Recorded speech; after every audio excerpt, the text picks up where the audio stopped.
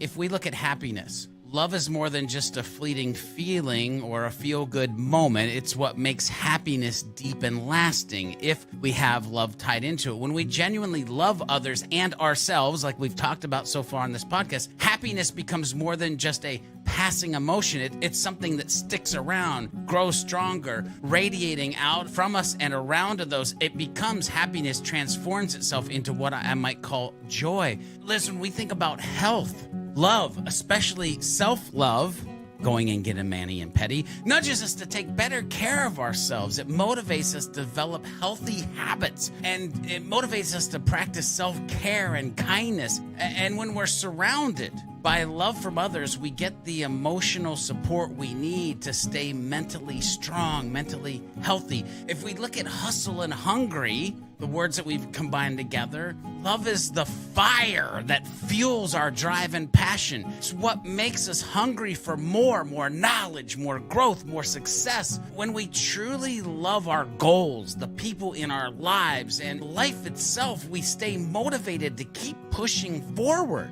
If I think about helpful in the framework, when love is at the heart of what we do, helping others isn't just something we do out of obligation. It's something we want to do. Welcome back to Beyond Your Default. I'm your host, Liz Moorhead, and as always, I'm joined by the one and only George B. Thomas. But George, yes, George, my guy, yeah, you're a little bit like a terrorist sometimes. Do you know that? Because just sometimes, just every now and just then. Sometimes, because you and I hop on here for a couple of minutes before we, catch up on the weekend, say hello to each other, make sure, are we ready to talk about life and happiness and all the things? And then occasionally you'll do, normally it's just normal chit chat. And then occasionally it's what you just did, which is, I'm so ready to blow your mind at the beginning of this episode. I'm going to go ahead and hit record now. I mean, why not? It's Monday. Let's get it started in the right fashion, right? You know what? Well, before we get into mind blowing, how about this? What's your highlight and low light? No. You do your highlight and low light first. I'll do mine second. See, that's part of the setup right there. Go ahead. You go first. For our listeners at home, this is a cry for help. Hi, my name is Liz. I'll start with low light so we can end on highlight. So low light is something that sounds like it should be a highlight, but not when you live on the top floor of a third floor walk up. Oh. And that is, I am a strong, self-sufficient, independent woman who had to haul 4 trips worth of boxes up and down my stairs this weekend. Yeah. There is one point this weekend where I was halfway up the last set of stairs and I just kind of sat down in the middle and I'm holding this giant box that had like pillows and a comforter in it and stuff like that.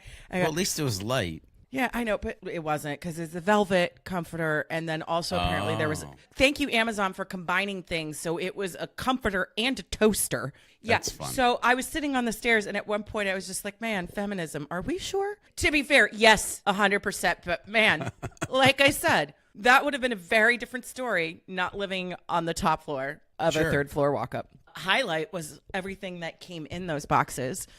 I sometimes like to joke that I have reverse seasonal depression. It gets too hot. It gets too sunny. People are a little too happy and chummy. And I'm just like, no, thank you. I come alive when it gets colder out. I come alive when even the most hint of pumpkin spice is in the air. I do, some people do spring cleaning and spring nesting. And the moment Starbucks drops their pumpkin spice, I am there. I am ready. I redid my entire room. Everything feels nice. Is it still going to be 90 degrees today? Yes, it is. But I'm just going to gaslight myself into thinking we are moving beyond this, that summer is now coming to an abrupt and swift close. I mean, Labor Day, when we're recording this, is almost here.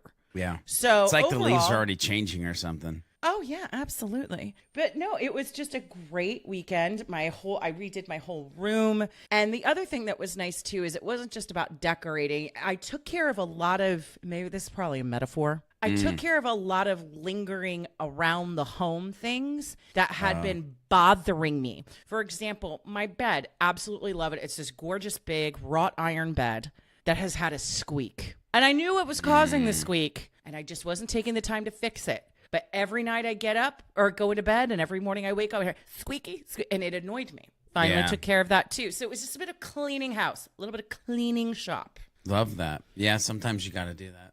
Go ahead, George. Whatever. Just what are your highlights and lowlights, George? What's going on? So, low light, have you ever wanted something so much, but you weren't sure if you would be able to get the thing? And so then you have a day where you're like, well, I want it to happen, but is it going to happen? Like, I want it to happen. Is it going to happen? And so I had a day where I basically sat outside on my back porch, listened to some country music, even smoked a cigar for the first time in about 3 months because I was just like, I need to take time to chill because there's this potential life event that would be really, really cool if it could happen. I'm not gonna bring it up yet. If it happens, then Is this something you and I have talked about?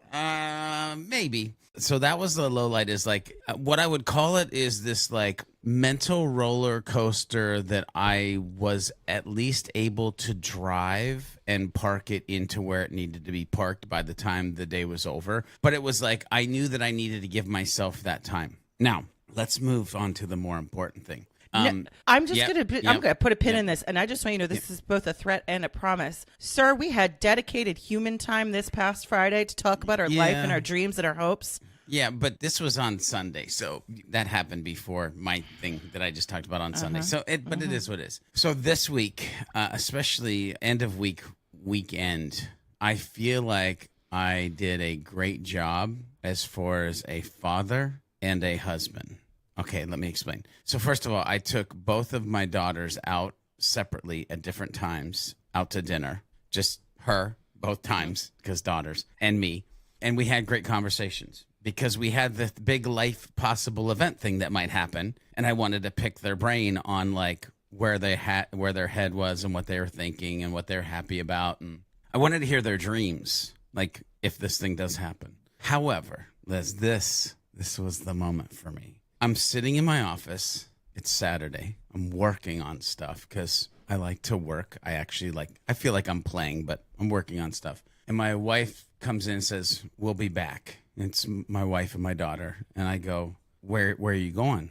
And my wife says, well, Maddie's going to get her nails done and I'm going to get a pedicure. And I said, well, hang on. I'll go with you. And so I'm sitting there and I'm like, if Liz could see me now as far as self-care, because I literally got a manicure and a pedicure. What? Got the foot massage, got the hot rocks, got the oils on the legs, like all, and I'm ticklish, by the way, so that was the fun part. But literally sat there and just like loved myself enough to get past this isn't manly. Sat there with my daughter and my wife. We laughed, we had fun, and I absolutely enjoyed, air quotes, girl day at the like manicure pedicure place. So that was my highlight. And by the way, I don't know why I waited till I was like 50 something years old to realize that you guys were hiding something and lying to us. Like I would have done this years ago if I would have known what actually went down at like in this scenario. But anyway, that's the highlight. Okay, first of all, I told you I'd blow your mind. Why did you wait so long? Because you were the guy who, like, not 3 months ago, when I sent you the outline for self-care, went, how do you feel about this outline? Which is George speaks for.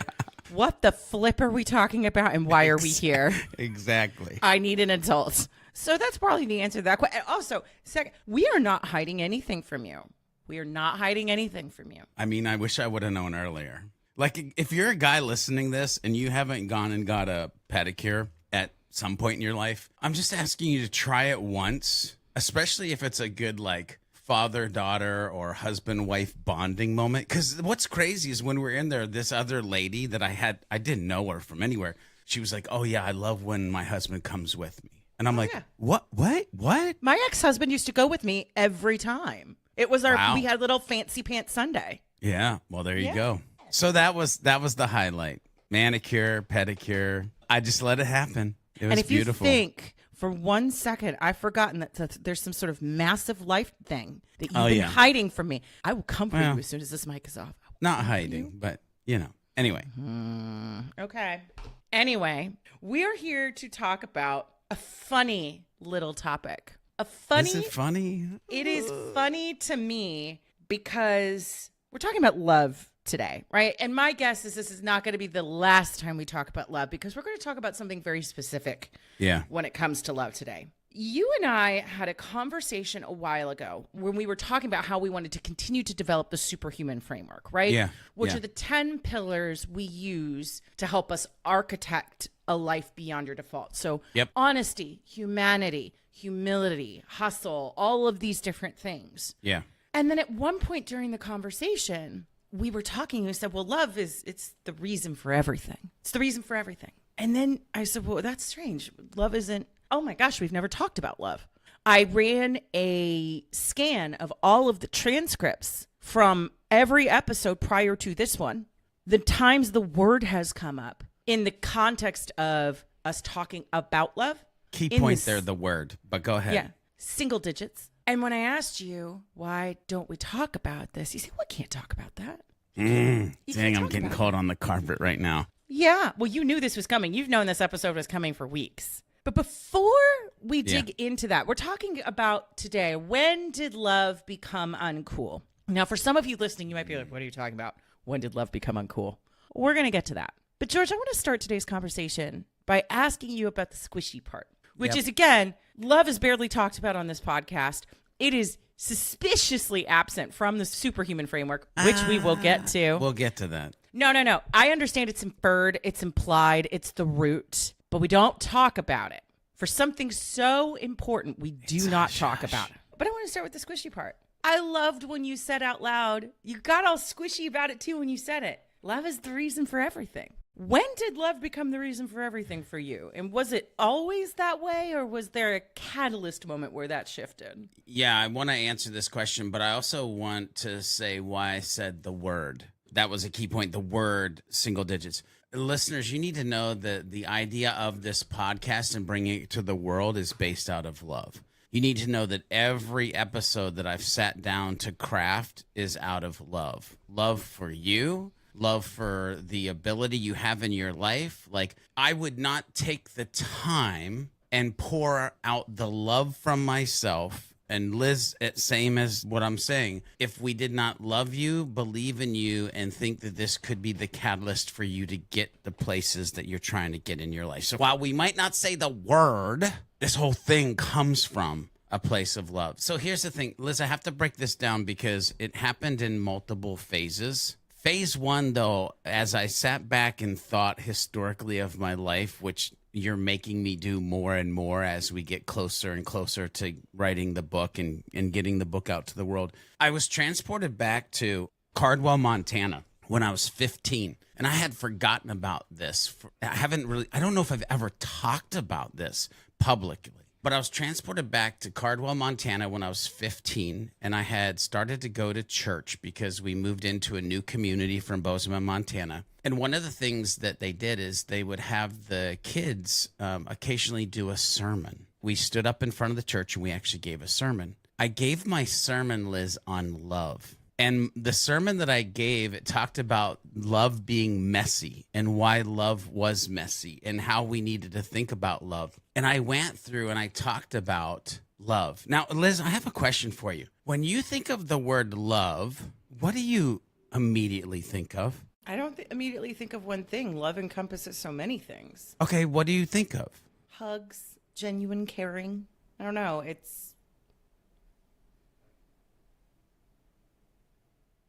See, that right there. Because it was an I don't know pause, right? And it's so many things. How do you even... Well, that's the problem. And so most people, when they think of it as a 4-letter word, love, well, it's love. It's puppies and kittens and rom-coms and, it's just love.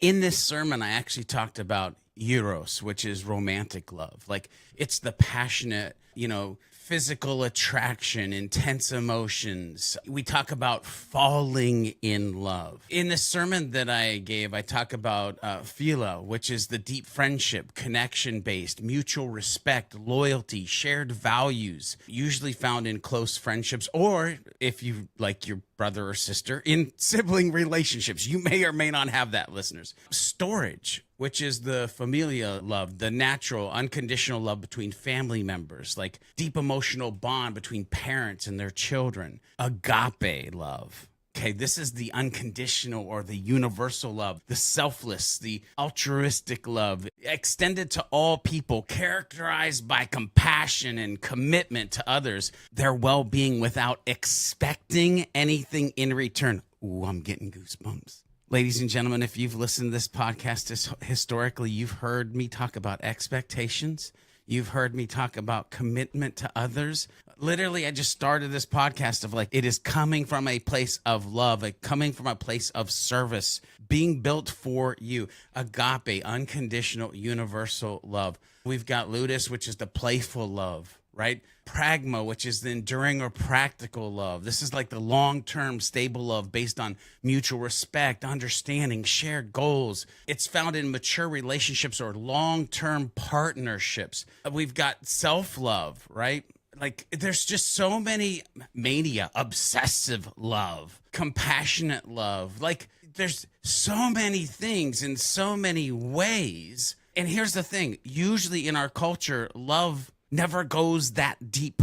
People don't think about, well, what kind of love am I in or feeling or leveraging or being part of?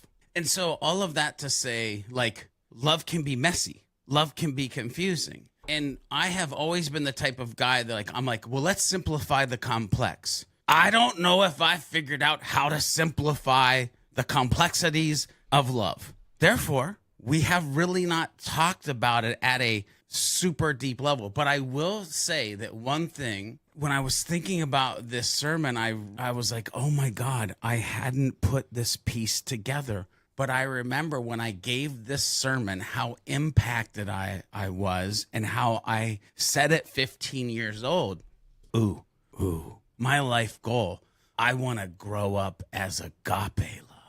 I want to be selfless. I want to extend to all people. I want to be compassionate and committed to others' well-being. I want to be able to temper my expectations so that I can be the best and show up the best. So Liz, that was like phase one of this whole like understanding there are different layers and levels of love to actually pay attention to. At Trinity Baptist, Pastor Dave Wright, I've talked about him before on the podcast. He did a sermon called Treasures in Trash Cans. And it was during that sermon that I realized that I have to love myself. Dude, you've been dirty. You've done dirt. But at the end of the day, you're a treasure. Like God made you in a certain way. So like moving forward from this day forward, you have to love yourself. And when I think about that, I tap back into that original sermon and the layers of love in which I should have for myself and those around me. And so you have this like understanding of the structure of different loves. You have this moment in time where it's like you need to love yourself so that you can love others, which Liz, we talk about in other podcast episodes, the blessing bomber. And so this is the third phase of like, if you're going to be a blessing bomber, guess what, homie? You're going to have to love them. You're going to have to love them with agape love, with zero expectations, because blessing bombers don't look back. They just bless and they go, because they're not there for the rewards. They're there for the blessing, to be that thing that they're supposed to be. And so, like, it's always there.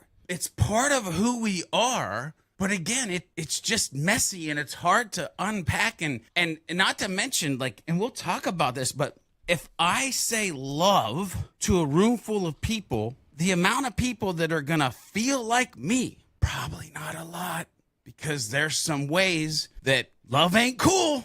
There's some ways love ain't been used right. That's where the three main phases of my life where I think this pick up love and roll with it comes from. It's so funny. As soon as you said agape, it reminded me of the fact, you may remember our hyena energy episode, and there was a particular artist who had created some cards that we talked about. I have this from her as well. Hey, there we go. Cool? Oh, By the way, if you're not watching this. Oh, I was about to. Go ahead. Yeah, go ahead. You go ahead.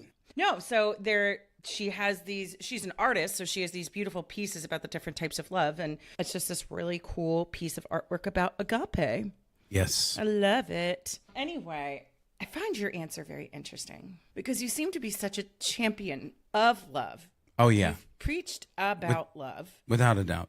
Love is your reason, the reason, et cetera, et cetera. But let's go back to what I mentioned earlier. Because when I asked you in a previous conversation privately why it's been so absent in every conversation we've had so far in the podcast, once again, you said, well, you can't say love is the reason for everything. You can't say that. Why? Man, I wish I would have never said that to you. Here's one of the things. And by the way, that conversation with you and this prep for the podcast and this podcast is making me think about why I said that and the actions that might take place after all of this. But historically, and today I'll say, I am, Liz, hyper-focused on not offending humans. If I offend you, it is very hard for me to bless you. If I am the typical person that might walk around with the love 2x4, I might knock you out. And it's really hard to have a conversation if I knock you out. I may put you out of the place of being able to listen. Liz, I've always had this mindset or mentality. And when I say always, I'll say the last 20 to 25 years that I've actually been trying to do good on the earth. I have this Johnny Appleseed mentality where instead of like most or some loving Christians like to hit people over the forehead with their proverbial 2x4s, I've had more of a Johnny Appleseed where I'm like trying to just plant some seeds, and if they grow, they will grow. But again, it's because I've been hit in the forehead with the 2x4 and I didn't like the way it felt. It didn't feel like love to me. Therefore, I didn't want to return that to the world knowing how it felt to me. And honestly, it's also because the understanding of negative outlooks and misunderstandings of the word love, like what's around it. Like, let's be honest. I don't know if agape love is the first thing that came to anybody's mind when I said, hey, Liz, talk to me about love. Like, love is often hyped up and packaged like a product in today's society. It's the cheesy according to Hallmark, it is a product. Yeah, the Hallmark Channel. It's oh my and God. I say that as someone who loves Hallmark Channel movies. That is a secret shame of mine, and I love them. Especially Christmas, like Christmas Hallmark Channel during Christmas or Christmas in July is the best. I swear to God, it's on 24 hours a day. I love my wife. Because your wife is a good person. You know how I know I love my wife? Because I'll sit and watch them with her and know that we watched the dang thing last year. I'm just saying. But anyway, it is packaged up like a product. And again, you think about the cheesy rom-coms, the Valentine Day ads, and it sounds like great, that no harm, no foul, but this builds up our expectations as humans that love should be this perfect and magical thing. And so when real life doesn't match up, it's super easy to feel disappointed because, well, my life isn't the Hallmark Channel. My life isn't the Valentine's card. And by the way, we have to think that we have listeners all over the world, right? In some places, showing love openly is seen as weak or naive, especially when a society, I could so go somewhere right now, being tough, independent, makes love uncool or embracing love uncool. That's not manly. What is wrong with him? Like, not to mention, most of us, by a show of hands that I can't see, how many of you been hurt in life? Like when people experience hurt, betrayal, when we're let down, it's natural for us to become cynical and start to think that love is just a fantasy. I'll never be able to get it. I'll never reach it. I thought I had it, but it was elusive. It slipped through my fingertips.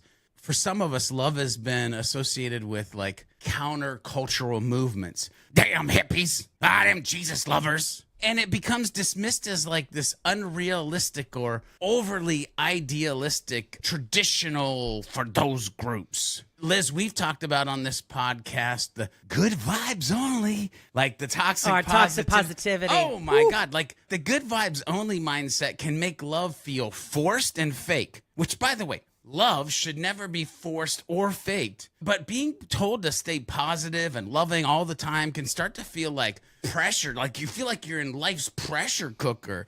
And the funny thing about this is good vibes only. Like it makes love seem shallow and insincere, and love is a very deep well. Like true love, the real love is a very deep well. I'm going to throw this out there, and I've kind of alluded to it. For those who religious institutions have hurt, Hearing messages about love can even feel hypocritical or painful. Liz, I've said on this podcast, I thought Christians were the most hypocritical people I've met in my life. By the way, people in other religions might say that about other religious people. Like, I'm not just drawing the line at Christians, but like, look, hurt people, and hurt people are in churches because they're trying to get healed. Oh my God, like, what do you think is going to happen around this? We live in a very, by the way, I love the world. I love humans. But if I look around, we live in a very self-centered world. Ideas like selflessness and community love, they probably look and feel outdated and irrelevant in many of the humans' lives that might be listening to this podcast. And if you're listening to this for the first time, this might be the best episode for you to start this journey on, to be honest with you.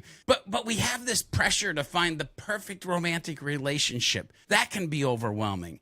Then all of a sudden, love is a source of stress. Love isn't supposed to be stressful. Love is supposed to be the unlock element for all the other things in our life. Like, I can't wait because I want to talk about love to the H's, because you kind of threw me on the carpet of like, how come it's not in the superhuman framework? I'm like, like, oh my God, I'm doing everybody a disservice in not talking about how this is like a fundamental piece. But like, love is not supposed to be a stress inducer.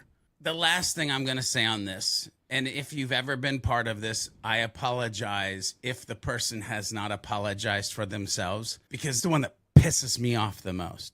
Unfortunately, love can also be used as a tool to control.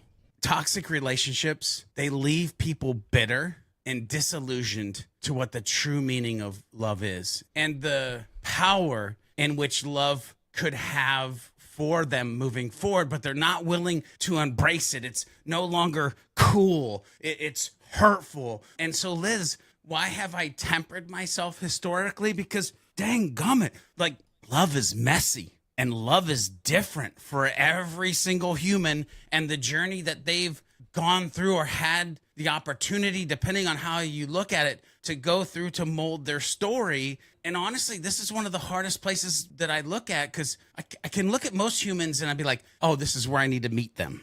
Oh, they need a little more hustle. They need a little more happiness. They need a little bit more health. But when I try to turn on the love gauge, I'm like, ooh, I don't know. So a few things. Number one, I don't know if you watched my reaction as soon as you said I was worried about offending people. Yeah. Man, the content therapist, strategist in me, my little antenna went up.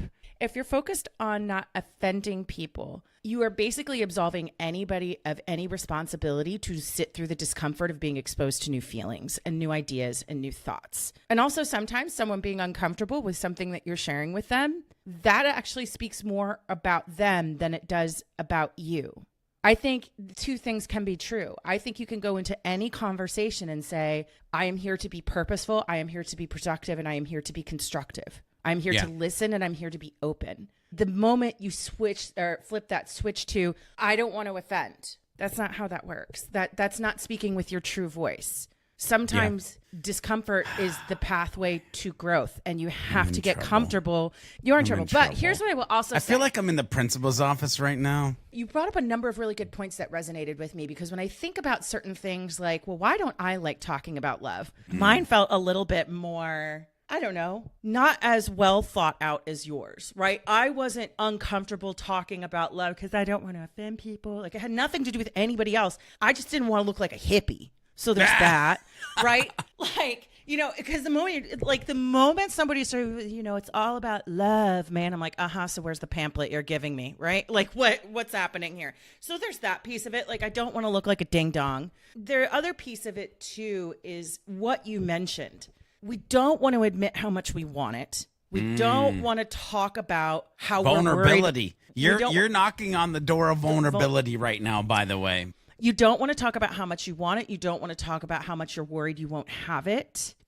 Love is very interesting in that it reminds me a lot of the concept of happiness. It's not happy is not a 4-letter word. It's a 5-letter word. It is one that people struggle to define. Like everything you were saying about love, I'm like, did we already record this episode? Oh yeah, it's called happiness, right?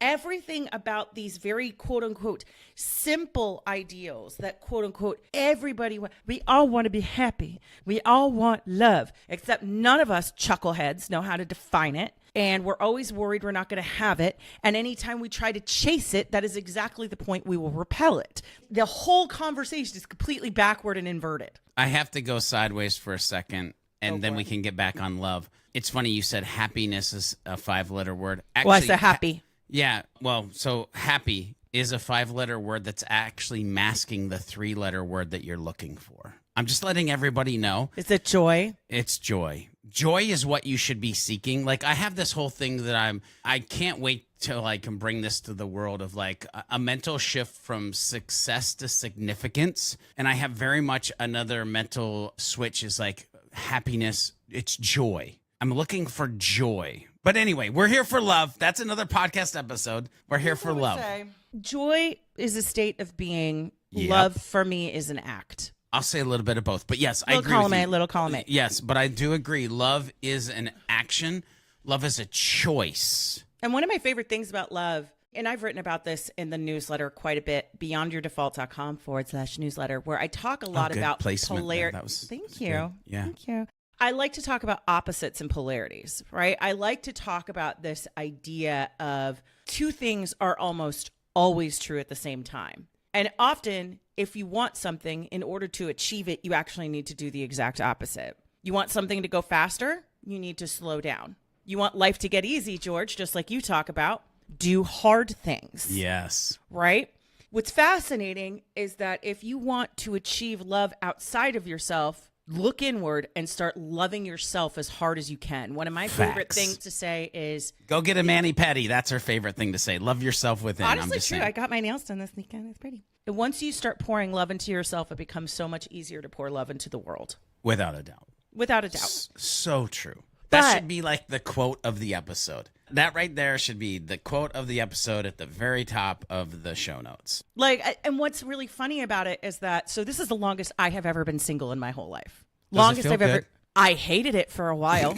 Absolutely hated it. But that was because I was learning how to be alone. Yes. And what was fascinating about it is I realized, Liz, are you chasing love or are you trying to avoid your fear of loneliness? Which I've talked about very deeply on this episode. What is my why? I have felt true loneliness. I have felt darkness. I have felt not being seen. Now I'm about a year and a half since Patrick and I split up. And I went on a date on Friday. It was fine. The spark wasn't there. He was a really nice guy. It was mutual. We both were like, this was great. Not there. It was really nice to meet you. Just not really, I wasn't upset. I was fine. Interesting. And it's so funny. I've gotten to this weird place where it's like, I'm just really kind of happy being me. And then I realized, maybe that's the quote for the episode. I hope the listeners understand and I hope you understand how powerful that statement is. I'm just happy being me. Well, that's the love story we always ignore. We always seek love stories without, but the first one we need to forge is with ourselves, which this is where I get to the answer to this question for myself. I don't want to sound like a hippie. I don't want to sound like, because if you grew up in the DC area, you were very used to anytime you went to a museum, somebody was coming up to talk to you about Krishna and like love and all this stuff. And it's just not cool to love, which is funny to me because love is at the center of so much of our pop culture, right? There are songs, movies, every Hallmark Channel movie that you've ever watched, even though I'm pretty sure, George, you think it's all just one movie that they just recast and change. Everything in our pop culture is about love, whether they're explicitly love songs or they're breakup songs or they're rom-coms. There's a running joke, which is actually a very serious issue. There's a test. I think it's called like the Bechdel test. I can't remember, where it's like very few movies pass it. And the test is, are there scenes in the movie with two women where they're not talking about men? Like love and relationships are so centered in our culture. And yet there are so many people like us, George, who do not want to admit its importance in our lives. Yeah. If we're even ready to acknowledge it at all. So that gets to the title of this episode. When did love become uncool?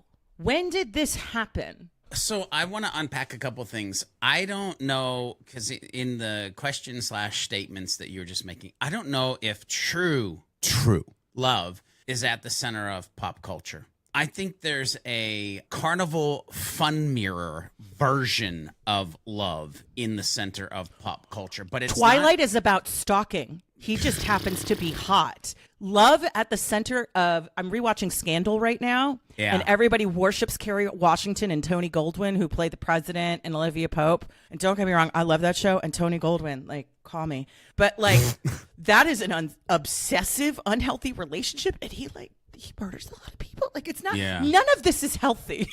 Yeah.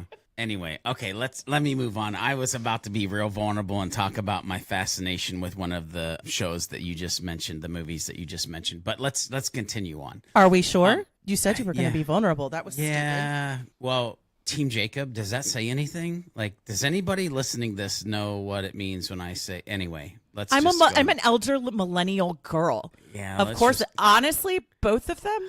Team nobody. Team Bella going off. Team Bella going off and finding herself. Maybe go to San Francisco.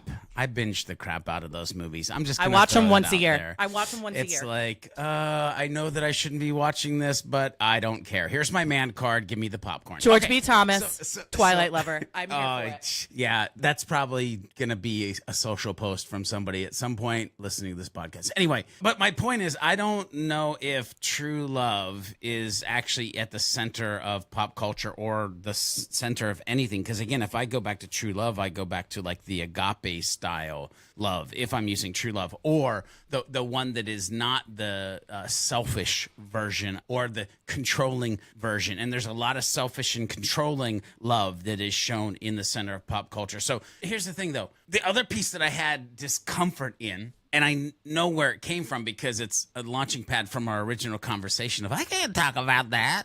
I would say that I do admit its importance. The importance of love in my own life. It just many times, it's to myself or my family, my close friends. This is the first time that I'm taking it as far as just to put it out in the world. But that's because of a level of trying to be careful about not running. And you even mentioned it, like in D.C., hey, girl, I love to tell you it happens everywhere. We're in North Carolina, and we got people with cardboard signs and megaphones. You're going to Janet Jackson. You're going to hell. We love you.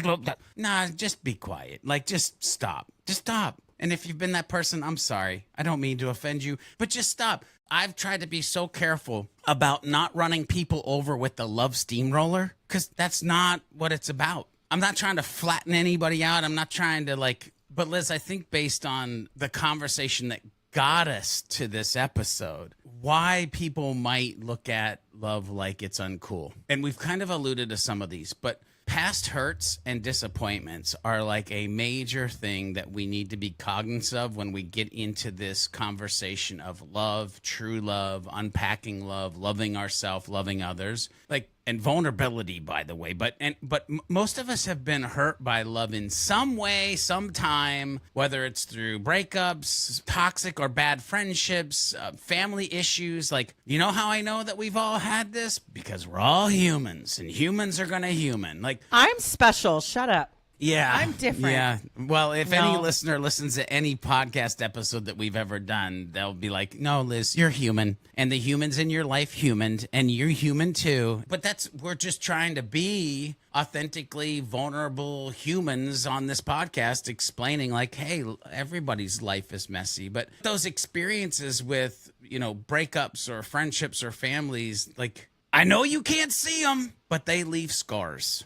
That's the thing. If I cut my arm on accident, I'm going to see a scar on my arm. If you cut my heart, if you cut my emotions, if you cut my love, the scar's there and you can't see it. But after enough scarring, after enough pain, it is really easy to start associating love with heartache instead of happiness. And love is like a foundational element of happiness. Liz, we jokingly talked about the Hallmark Channel, but commercialization and creating love as this ideal, we're freaking bombarded with this. And by the way, it's not just the romantic movies, the rom-coms that we joked about. Freaking go look at your Instagram feed. God, constant talk about finding the one. You know, I found the one a long time ago when I was 14. I accepted Jesus in my life. That's the one. Like, do I happen to have other people that come into my life that I love? Yes. Am I happen to be married to the love of my life, my wife, Kelly? Yes. Do I happen to love my kids? Yes. But what? Finding the one? Like, no. Priorities. Come on. Like, bring it in. Let's have a talk. Real deal, holy feel. Because here's the thing. When life doesn't match up to the perfect fantasy that we're scrolling through on the Instagram feed, the Facebook feed, the whatever feed, when it doesn't look like it looks in the carnival mirror of our TV screens, then all of a sudden we feel like we're the problem. Uh-oh. What happens then? Well, then we start wondering if we should trust ourselves. Should we love ourselves? Is there something wrong with us? And so the toxic exterior is starting to create a toxic interior, and they're both eroding because of vulnerability and fear. Two things that we've talked about on this podcast historically. Go check out the other episodes. We'll make sure there's links in the description if you haven't listened to them. Listen, there is no way around what I am about to say. Loving someone means putting yourself out there. Loving someone means being real. Loving someone means showing your true self. Now, let's be honest. That's freaking terrifying. Like, if you think that it's easy to put yourself out there, be real, and show your true self, you're probably lying to yourself because that stuff is difficult. Like, wear masks, we build walls, we've got all sorts of metaphors on how we keep ourselves safe. Especially difficult to do those things when we live in a world that praises independence and toughness. So admitting that we need love or that it hurts when we don't get it can make us feel weak. Liz, we've talked about when did love stop being cool, the cool factor. Somewhere along the way in our society, staying emotionally distant became the cool thing to do. James Dean, the Fonz, like free, independent, don't need anybody, on your Harley, riding down the road. Like, there's this thing that we're trying to, like, not get people, like, instead of being genuine and open, we've turned to, like, irony, sarcasm, and playing it cool as a defense. Trust me. And I think this is why I talk about the, like, historical George and the now George. For many humans like myself, being guarded is the norm. And if being guarded is the norm, love ain't cool anymore. And if love ain't cool anymore, you can't seek and find the thing that you need most. I've got a couple of thoughts here, as evidenced by the fact that you watched me pick up my notebook and just start picked taking up notes. your notebook, and I'm like, am I going to the principal's office again? No, you brought up a lot of really important things that I think we need to talk about here. First of all, and I want to dig it deeper on the pop culture aspect of it. Has anybody ever noticed that our favorite love stories end right when the actual love story begins? Like, all of these movies that and don't get me wrong, your girl loves a rom-com. Your girl loves Sleepless in Seattle. Your girl loves all of these movies. The Notebook? Right? Come on. No, I actually really don't like The Notebook. Oh, what? Are you serious? That's a whole nother they're- episode then. I think they're incredibly toxic. She kind of sucks. Like, I just rewatched Notting Hill recently, and I felt like, were we all gaslit into thinking Julia Roberts' character was nice? She's actually kind of awful to him. It's so crazy. that's interesting where your mind is on these things. Go ahead. No, because here's the thing. When I watched a lot of these movies when I was younger, I loved Notting Hill, right? Oh my gosh, he's a bookshop owner, falls in love with an actress, but she never listens to him. She's actually this weird kind of detached, aloof person. And then there are numerous times where she does things that in a normal, healthy relationship, he has every right to be upset. For example, the first time they are together, she's actually still with a boyfriend. He doesn't know that. He finds that out later. And I kept waiting for this moment of her to go and say, he thinks we're still together. I've tried to break up with him numerous times. I didn't know he was going to be here. Da da da da da. And instead, it turns out they actually are still in a whole ass relationship together. Oh, she is still with Alec Baldwin. And then she gets mad at him because he doesn't understand what it's like to live a life in the spotlight. Like, it's just absolutely bananas stuff. I also think this has to do with very bad writing because every single other character is very well developed in the movie. Like, everybody, she is just this weird anomaly that doesn't make any sense. But to my broader point, think about how pop culture presents all of these great love stories. Yeah. I was joking about it earlier, but the love story between Olivia Pope and President Fitz Grant is insane. He is a stalker. He is not a healthy person. That is obsession. That is infatuation. That is, he has put her on such a high pedestal. She is not even Olivia Pope anymore. She is an escapist fantasy because he hates his own life. Like, I'm sure there's also the love component, and don't get me wrong, again, I love Scandal, I love Olivia Pope, I love Fitz Grant, but like, pop culture teaches us and says these things are love.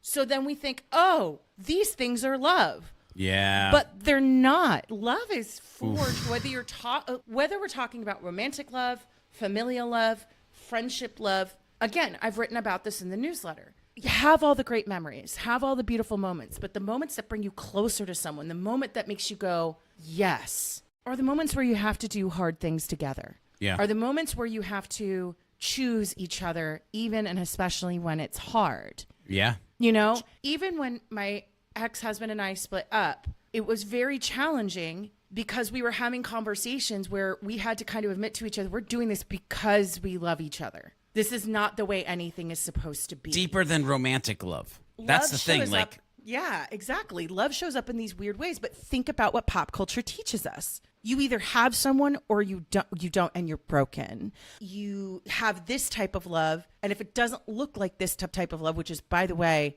Hollywoodification. Yeah. It is infatuation. It explores one very specific part of a relationship, and then it's, quote, happily ever after. So there's that piece of it, right? And then you brought up something fascinating, right? You brought up the idea of the true self. You have to show your true self. And this is where that idea comes in first, right? You have to pour love into yourself before you can pour love into the world. But if you pour love into yourself, it becomes far easier to do that. And it enables other people to do the same for you. But that in order to show your true self, a couple of things have to happen first. It's not step one, show your true self. Step one is allow yourself to see yourself, because that's often what happens. We're not just wearing a mask to the world about who we are. We're wearing that mask with ourselves, because at some point we trained ourselves to only be a version of ourselves. That version is what is acceptable. That version is what we're allowed to be. Preach. And that is how we end up in these bizarre situations where instead of trying to assert and find true belonging, we try to fit in. We contort ourselves like a paperclip. So in order to actually show our true self to others, we first need to look in the mirror, see ourselves, and say, this is okay. This is more than okay. By the way, the only way you get comfortable doing that. I have to throw this in. When you're looking in that mirror, make sure you're looking in the agape mirror. I'm just saying. A couple things come to mind, Liz. It's funny, you mentioned a lot of chaotic words that were masquerading as love, right? I was transported into, it's masquerading as love. And this is probably why my grandpa said garbage in, garbage out. Because you see it, you now believe it. It's funny, I think it was AT&T did the commercial where it's like, if it's online, it's true, right? Bonjour, like the like the French guy. I'm like, no, that's not. No, especially in a world of AI, like believe none of what you see, half of what you hear. Like the world is just changing, and so like we're programmed through all of these ways that we think love is, or we're supposed to believe in love. And so this literally makes me want to talk about, like, in an episode of good ways to guard yourself around what you allow in your life based on what you want to export from your life. Anyway, oh man, this is such a good conversation. This is where it gets just really fascinating, because It's this whole idea of exactly what you said, right? What we take in informs our worldview. It shapes what we believe is good, bad, or neutral about ourselves, about our lives, about what we want, about who we are. And we live in a bit of a strange society. And our country is founded upon this ideal of exceptionalism via individualism, right? Say that 5 times fast. I know, right? We rise by quote unquote being our most authentic selves, championing ourselves. But that's actually not true. That is actually not true. We have a very low tolerance for things that do not conform. This is a whole separate episode that we do need to have a conversation about. But if we talk about it from the perspective of love, this is where you need to start asking yourself, are you seeking without what you should be seeking within first? Oof. Maybe that's the quote of the episode. Dang on. And the other thing you need to ask yourself is it really actually uncool? Or do you know love is the coolest thing in the world and you just don't think it's cool to say it out loud? Because my guess is it's that. It's cool, but I'm afraid. Hey, that's me. Don't you dare. Don't you dare. That's hurtful. So, I'm saying. George, why isn't it in the superhuman framework? What the heck? I had so many emotions when I saw this question. I first You wanted knew to it was cry, coming. but I wanted to cry and then I wanted to scream because it is part of the superhuman framework. No, Dang it's on it. But infused and inferred, but it's not. But it is. Here's the thing: we actually haven't had a chance to dig in and talk about this underlying foundation that is part of the 10H elements. And by the way, I did a interview with Chris Carolyn, a friend of mine, around like the business side of this because we're taking the superhuman framework from just personal growth to personal teams and organizational culture because we've just seen this like massive impact in being able to talk around it this way. But in a conversation that I was having with him, I was talking about it's the underlying foundation. It's almost like the table stakes that one needs to be thinking about when they layer on the 10 H's above, and that's love, purpose, passion, and persistence. Like those 4 words, love, purpose, passion, and persistence, are so entangled and entwined in the 10 H's in the life that you're trying to live when you're trying to live a life beyond your default. And so I want to give examples of like, it is in the framework, the veins or the arteries of the framework. And so what it might look like is like if we look at happiness, love is more than just a fleeting feeling or a feel-good moment. It's what makes happiness deep and lasting if we have love tied into it. When we genuinely love others and ourselves, like we've talked about so far on this podcast, happiness becomes more than just a passing emotion. It's something that sticks around, grows stronger, radiating out and from us and around to those. It becomes happiness, transforms itself into what I might call joy. Listen, when we think about health, love, especially self-love, going and getting mani and petty, nudges us to take better care of ourselves. It motivates us to develop healthy habits, and it motivates us to practice self-care and kindness. And when we're surrounded by love from others, we get the emotional support we need to stay mentally strong, mentally healthy. If we look at hustle and hungry, the words that we've combined together, love is the fire that fuels our drive and passion. It's what makes us hungry for more knowledge, more growth, more success. When we truly love our goals, the people in our lives, and life itself, we stay motivated to keep pushing forward. If I think about helpful in the framework, when love is at the heart of what we do, helping others isn't just something we do out of obligation. It's something we want to do. Ladies and gentlemen, this is why we create the podcast in every episode. It's something we want to do. We want to be helpful. Love naturally makes us want to support and uplift. A hand up, not a hand out. Those around us because we genuinely care about their well-being. Humility. Love teaches us humility. It reminds us that putting others first, recognizing our limits, and staying open to learning are all part of being connected to something bigger than ourselves. Through love, we learn to stay grounded and focused on what really matters. Liz, I could go through the rest of the H's with ease, but what I want everybody to understand is that love is in humor. Love is in the holistic mindset. Love is in honesty. Love is in humanity. By all that is holy, oh my God, and holiness. You can't have a conversation about holiness and have some level of love. I don't care if you're Muslim, Islamic, Christian. Like, there are fundamental elements in there. Like, in a spiritual sense, love often feels sacred. It guides our actions and intentions. It helps us live with purpose and stay aligned with higher principles. Love inspires us to connect with something bigger, whether that's through faith, spirituality, or deep respect for the world, the universe around us. So, like, love is everything. Love is everywhere. It's our relationship that we have to lean in and focus on. What part are we willing to play with it and in it? Well, you already started kind of answering this, but I am curious, particularly since it wasn't that long ago that we had this conversation where you and I were both like, well, yeah, we don't want to sound like hippies. Yeah. We would really hard pass. And no offense to hippies. Guys had great music in the 60s. Yo, listen, my mom is like, she's very much kind of that hippie person. Yeah, because even think about it. Let's think about it. Like, we don't want to be hippies, but if you actually sit down and think, hippies are really nice. Man, good people, by the really way. Really good. Exactly, but we don't want to be them. So this is what's so fascinating about this. This whole conversation is we've basically been saying here, like, we are the biggest champions of love. Do not tell anyone. Well, but here's the thing. Because we don't want to admit that we have judged them for being who they are, and therefore we won't be like them, even if we think they're cool, in fear that others will judge us for being who we are. So you're just going to break my brain like that. You're going to break my brain like that while we're live. This is the paradox we're in. This is the paradox that most humans live in. I will not hold this against you forever. It's fine. Just the rest of the day? Just the rest of the day and into eternity. It's fine. Oh, so okay. What's So fascinating not about forever. What's fascinating about this conversation, though, is that it wasn't that long ago. The conversation you and I had where you said you can't say love is the reason for everything. You can't just say that. And when we pushed, we were both like, well, we don't want to look like hippies. We don't want to look uncool, right? Yeah. That was literally 2 weeks ago. So you and I have now done an abrupt about face in some ways. Like, we showed up to the mic today ready to have this conversation. Well, I made myself mad.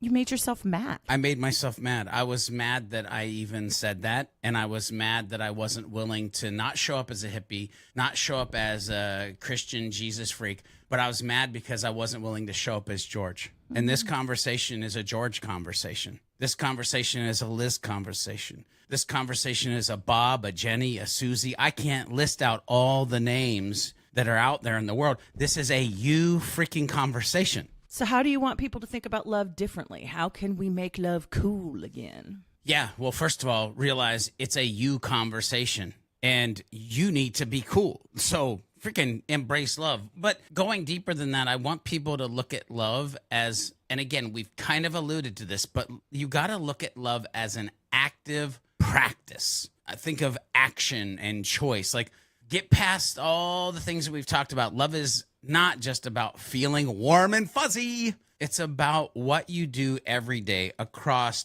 different traditions. If you really dig into this and start to do some studying on the types of love that we mentioned, across different traditions, love is described as something you practice through acts of kindness, helping others, showing compassion, being loyal. Love is an action. It's about how you care for humans and how you take on your responsibilities and how you show up even when it's tough. Love isn't just a feeling. It's a choice that we get the opportunity to make every single day as long as we're not 6 feet under the ground. So what choice, what actions, what way will you show up today? I want people to look at love as something to help them be rooted in compassion and understanding. By the way, at the core of all of the teachings, Muslim, Christian, Islamic, Buddhism, at the core of all of these teachings is the idea that love is all about compassion, empathy, and wanting the best for others. The funny thing about this journey beyond your default life is when you actually want the best for others, the best for you shows up at your front door. When we try to truly understand people, even those who are, and you've met them, they might be your family members, they might be your friends, but especially those people who are hard to love, we build stronger connections and we create a more peaceful world. Ladies and gentlemen, if there's something that we need in our culture today, it's just for it to be a little bit more peaceful. and less chaotic. And I want people to look at love as the foundation of community and maybe even a lever or gauge for justice. Love isn't just something that exists between individuals.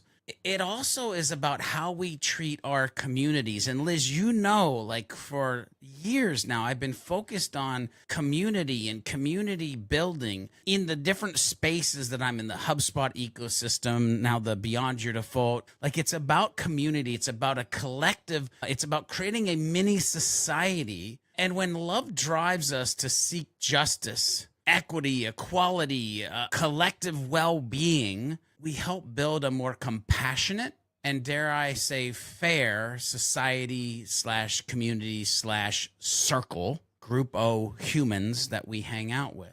I want to inject in the brains, the minds, the souls, the spirits, the hearts of the listeners that when we think about love, I want us to think about devotion and loyalty. One thing that you will find out about me, and I would say Liz, and also probably the people that we hang out with, is that we have a loyalty to a fault. If you are my ride or die, if I am Toretto, trust me, you are with me till the end. And so that's because of this foundational love. Like, and again, let's go out of the Fast and Furious reference and talk about like traditions of the world. If most of the traditions highlight love as a deep, enduring commitment, whether it's to your family, your community, or something greater than yourself, the kind of love isn't just about, again, the way you feel. It's about sticking by the people, sticking by the values that you actually care about. It's the kind of commitment that brings stability and purpose to our lives.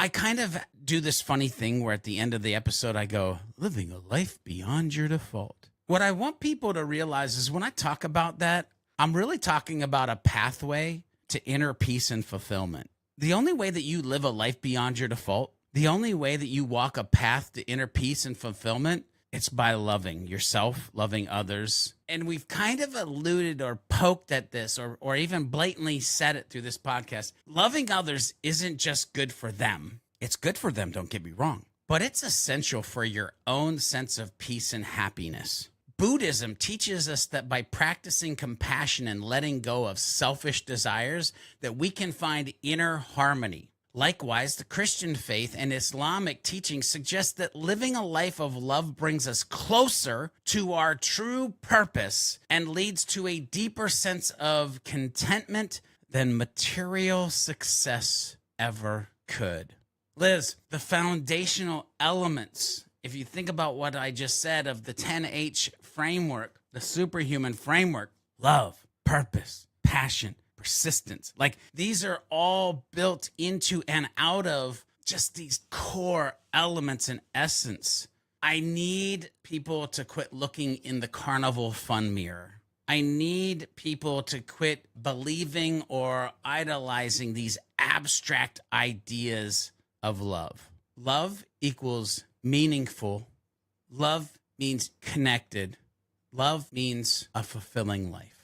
I was a little disappointed when you said let's move away from the Fast and Furious stuff, but I understand. Okay, Yeah. So George, if someone were to take one thing away from this episode, what would it be? Yeah. By the way, I'm super curious what your one thing is going to be. My one thing would be I'm cheating. I'm going to do two things. So first of all, I would beg that your goal would be in the next thing that I'm about to say that you are chasing agape love. I would beg you to focus on agape, the selfless love, the love that is extended to all people, the love that is focused on compassion and commitment, that's focused on well-being of yourself and others. Now, if that's the direction that you're headed, the next thing that I would just say is make it a daily practice.